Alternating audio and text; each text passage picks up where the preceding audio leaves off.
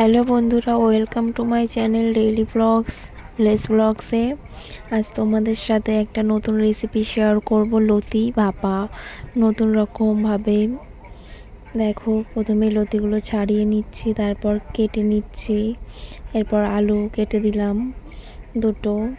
এরপর লতি ভাপার জন্য আমার লাগবে আদা, রসুন, পেঁয়াজ, লঙ্কা ও জিরে বাটা।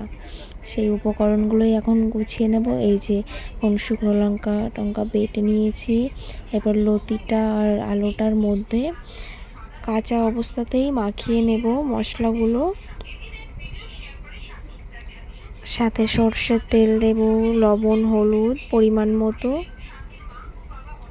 তোমরা যেরকম পরিমাণে খেতে চাও সেরকম পরিমাণটাই দেবে। এরপর ভালো করে ম্যারিনেট করে রেখে দেবো কিছুক্ষণ। ভালো করে ম্যারিনেট করছি আমি। দেখো,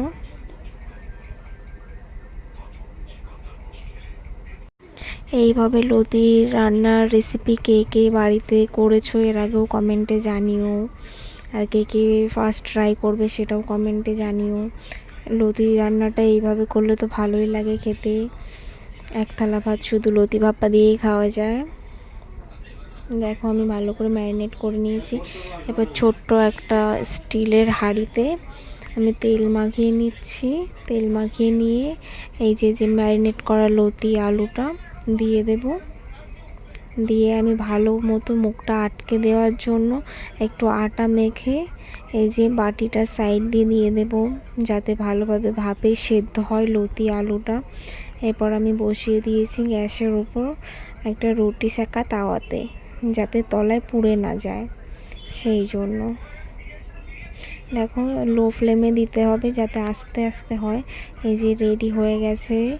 দেখো কি সুন্দর কালারটা হয়েছে, আর খেতেও কিন্তু অসাধারণ হয়েছিল। দেখো দেখো বন্ধুরা, ভালো লাগলে অবশ্যই like, comment, share and subscribe করবে আমার চ্যানেলটিকে, আর পাশে থাকবে অবশ্যই। দেখো, দেখেছো কালারটা কি সুন্দর হয়েছে।